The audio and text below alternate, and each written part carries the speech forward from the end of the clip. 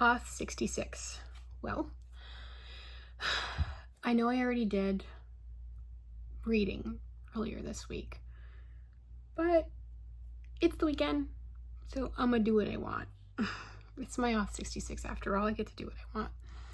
And today I want to share with you, it's a little bit of a longer reading, and I'm going to be reading from my iPad just because I can't find the book, but I actually got this beautifully illustrated book for my children. I would read this to them at nighttime, which might seem a little bit of a serious read, but I've always believed in having like the silly Dr. Seuss books and like the Sandra Boynton ones and the fun stuff, but I also believed in putting like inspirational stuff in there too.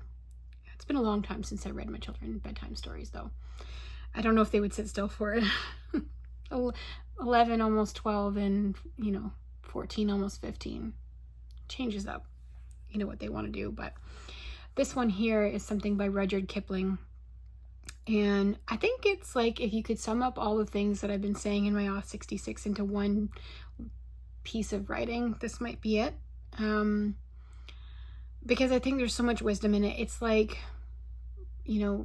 kind of to your child, or I think it was actually, that's what he wrote it for, in order to give them like life advice. Like if you could walk away with life, with this in mind, on how to be a good human. So this is called If by Rudyard Kipling. If you can keep your head when all about you are losing theirs and blaming it on you. If you can trust yourself when all men doubt you, but make allowance for their doubting too. If you can wait and not be tired by waiting, or being lied about, don't deal in lies. Or being hated, don't give way to hating. And yet, don't look too good nor talk too wise. If you can dream and not make dreams your master. If you can think and not make thoughts your aim. If you can meet with triumph and disaster. And treat those two impostors just the same. If you can bear to hear the truth you've spoken, twisted by knaves to make a trap for fools, or watch the things you gave your life to broken, and stoop and build them up with worn-out tools. If you can make one heap of all your winnings, and risk it on one turn of pitch and toss, and lose and start again at your beginnings, and never breathe a word about your loss. If you can force your heart and nerve and sinew to serve you your turn long after they're gone, and so hold on when there is nothing in you, except the will which says to them, hold on. If you can talk with crowds and keep your virtue, or walk with kings nor lose the common touch, if neither foes nor loving friends can hurt you, if all men count with you but none too much, if you can fill the unforgiving minute with 60 seconds worth of distance run, yours is the earth and everything that's in it, and which is more, you'll be a man, my son. So, it's a lot to live up to, right? But I think it's this idea that this would be the grand picture at the end. This is what we would hope for. Not that there wouldn't be moments, where you maybe succumb to the devil on your shoulder.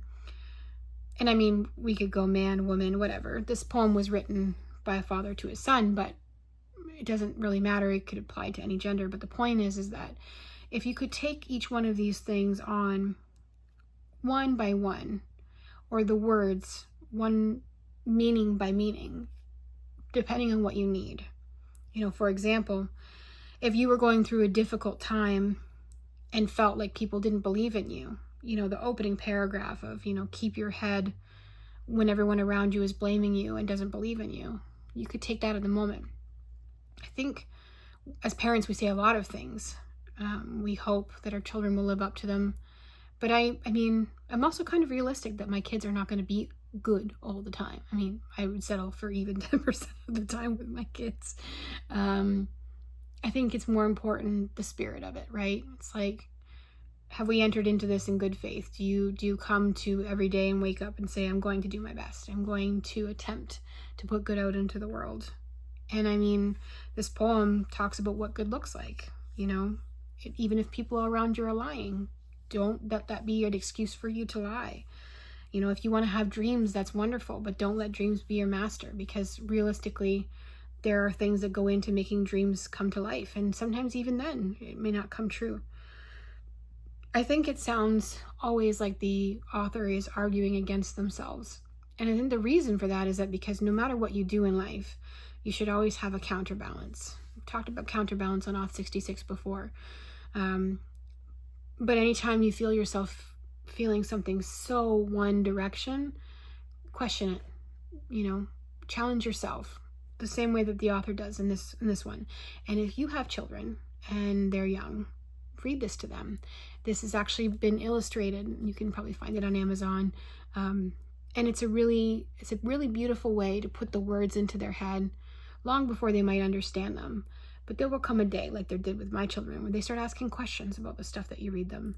And it lets you have the ability to open those conversations up. And you never really know where those conversations are going to go.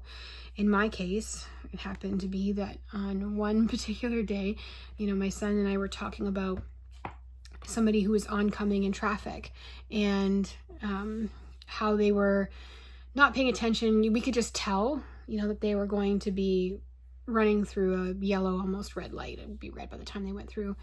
And, he turned to me and he said, I always think about people in their cars, I'm like, what do you mean? He goes, well, that person there, he's like, they're just, they have a job. They have a family. They have people that know them, and they have somewhere they have to be. And really, even though they're doing that and it's, could be bad for us, they're not trying to do something bad. Sometimes it just happens. And watching him take something that was, real life in front of us and observe it with grace was beautiful. And I kind of tie it back to the poem and to how we've raised them. And my goodness, my children do so many things that I just shake my head at. But there are so many moments where they truly surprise me. And I think that's because we have created so much space for thoughts, ideas, literature, reading, imagination. So maybe that's the theme of today. Have some imagination. Read a lot. I'm going to always say that.